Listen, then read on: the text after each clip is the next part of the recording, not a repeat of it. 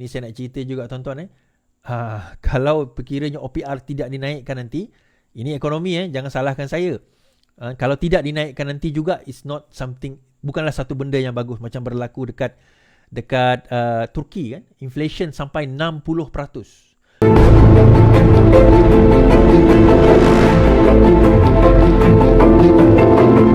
Kenapa perkara ini penting tuan-tuan? Sebelum ini, kalau tuan-tuan perasan, bila harga ringgit dalam keadaan yang sangat tinggi, RM4.80, walaon semua, dia punya maki kita 4.8.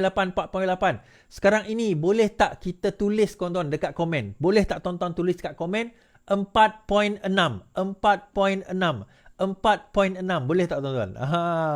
Boleh tak tuan-tuan tulis 4.6 sekarang ini dekat komen? Boleh tolong tulis 4.6. Tolong. 4.6. 4.6. Terima kasih.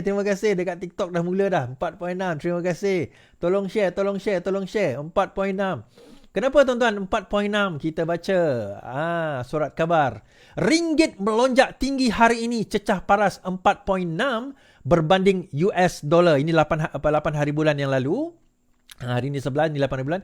Ringgit terus mengukuh berbanding US dollar apabila dibuka tinggi pagi ini, mendapat rangsangan daripada petunjuk positif domestik dan disokong oleh keadaan luar yang bertambah baik pada pagi ini. Ringgit mencecah paras 4.6 dan dibuka pada 4.68 berbanding USD daripada paras ditutup 4.7 pada 7 hari bulan. Unit tempatan kali terakhir diniagakan ialah pada 4.69 iaitu 16 Januari berbanding dengan US dollar. Dan kalau kita tengok hari ini pada 11 hari bulan Mac, ringgit sekali lagi ditutup dengan harga RM4.68 mendatar daripada 8 hari bulan tempoh hari daripada 7, 8, 9, 10, 11. Hari ini mendatar terus dengan RM4.67. Now, kenapa ringgit RM4.60 sekarang ini kalau kita tengok kenapa berlaku sedemikian? Now, kita baca sebagaimana yang saya sebut dalam live saya. Ketua Ahli Ekonomi Bank Muamalat Muhammad Ashfaq Nizam berkata, ringgit kelihatan mencatat trend meningkat pada minggu ini. Data ekspor China yang tinggi mengatasi jangkaan. Membayangkan sektor luar China semakin bertambah baik dan yuan dijangka mendapat sokongan yang baik dan memandangkan ringgit juga berkorelasi positif dengan yuan, ia mungkin memberi sokongan kepada ringgit hari ini. So kalau tuan-tuan pergi ke komen-komen walaon, tulis itu 4.6. Unit tempatan susut berbanding pound Britain dalam perkembangan yang lain. Baik. Tetapi kalau kita tengok dan berbanding dengan USD, sekarang ini kita telah mula melonjak bermula 8 hari bulan dan hingga hari ini pada 11 hari bulan kita melihat bahawa lonjakan itu masih kekal kepada 4.68, kita bawah 4.7 dan dijangkakan bahawa menurut Menteri Keuangan kedua Amir Hamzan bahawa ringgit akan boleh mencecah RM4.50. Saya menjangkakan bahawa ringgit boleh turun sehingga RM4.40. So, berbalik kepada cerita tadi, kenapa perkara itu signifikan dengan pelancongan? Bila ringgit kita mula naik, sebenarnya pelancong makin ramai masuk. Tuan-tuan, itu yang masalahnya walaon ni kan. Bila ringgit tinggi 4.8 dimaki. Bila ringgit turun pun dimaki juga. Dia kata nanti pelancong tak masuk, dia kata import jadi murah. Itu saya kata. Ada orang tuliskan, dia kata ringgit sekarang ini walaupun mengukuh tetapi begitu begini. Kita kata ekonomi ni kita kena lihat secara makro. Kita tak boleh lihat mikro. Kita tak boleh lihat satu aspek saja. Kita setuju bahawa ekonomi ini bukan satu aspek ringgit saja. Dia menyeluruh, kita kata. Dia dalam konteks yang menyeluruh. Termasuk perkara-perkara lain. Tetapi macam saya kata dalam live saya bahawa ringgit akan mengukuh. Tuan-tuan boleh tengok live saya sebelum ini sewaktu ringgit masa itu RM4.80. RM4.78. Saya kata ringgit akan mengukuh. Kerana fundamental kita strong. Saya kata daripada segi inflasi kita strong, unemployment rate kita rendah. Biasanya saya kata kalau inflasi tinggi, unemployment rate juga akan tinggi. Dan inflasi tinggi, orang yang tidak bekerja juga akan tinggi. Tetapi kita tengok sekarang ini, inflasi mula menurun. Bila mula menurun, unemployment rate juga kita nampak sekarang ini, employment rate juga sekarang ini meningkat. Employment rate meningkat. Sepatutnya kalau inflasi menurun, employment rate juga menurun. Sepatutnya itu. Tetapi employment rate meningkat. Maksudnya unemployed tu ramai.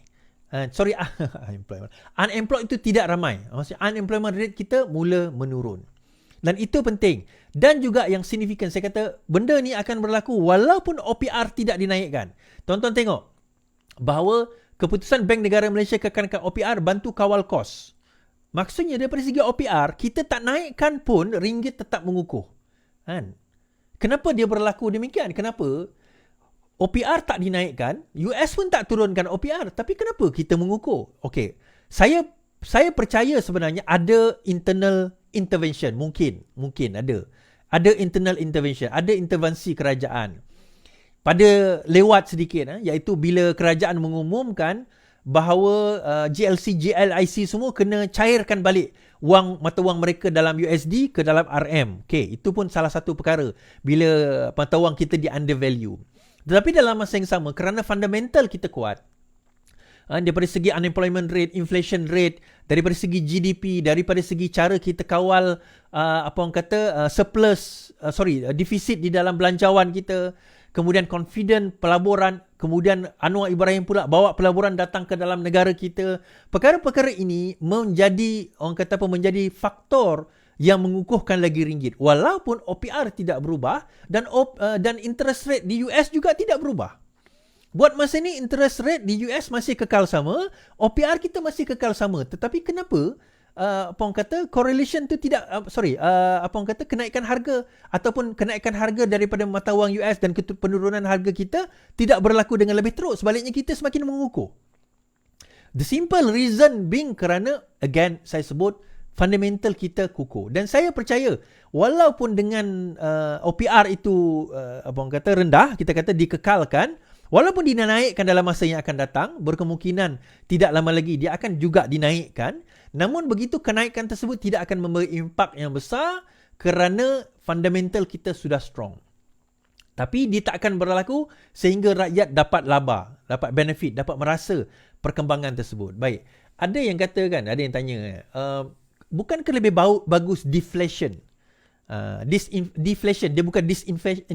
Deflation maksudnya kita punya inflation ni jadi negatif macam berlaku dekat China. Bukankah lebih bagus macam tu, jadi harga lebih murah? Saya kata tak, dia tak bagus.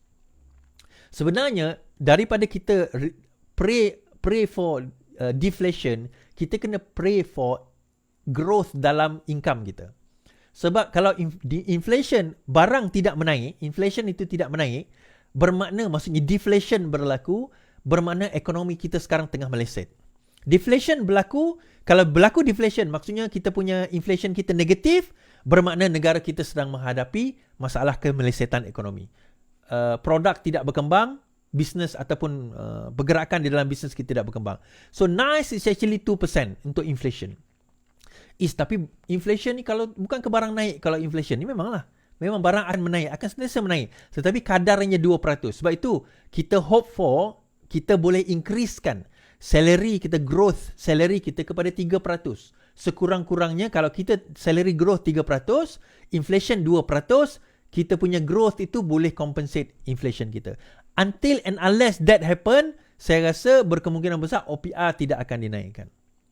Berkemungkinan besar. But then again, who am I? Siapalah saya untuk mengetahui tentang perkara ini? Sebab itu kalau kita kata keputusan untuk tidak menaikkan OPR itu adalah satu keputusan bagi membantu mengawal kos dalam satu tempoh masa. Tetapi ni saya nak cerita juga tuan-tuan, kalau perkiranya OPR tidak dinaikkan nanti, ini ekonomi, jangan salahkan saya. Kalau tidak dinaikkan nanti juga, it's not something, bukanlah satu benda yang bagus, macam berlaku dekat Turki kan, inflation sampai 60%. Di Turki sekarang ni inflation sampai 60%, tuan-tuan. One of the reasons kerana pada masa dulu kerajaan intervene di dalam OPR ni. Kan, di dalam OPR sehingga dia kontrol, tak boleh burst. Tak boleh, tuan-tuan. Kan, OPR ni kita kena biar orang ketiga yang kena menentukan, iaitu ada panel di dalam Bank Negara Malaysia. 4.6 tuan-tuan. 4.6. Tapi mana walaon yang duk kutuk pasal 4.8 dulu Nak masuk dalam gua ke? Dah krik-krik ke tuan-tuan? Dah krik-krik ke? Okay, habis cerita tu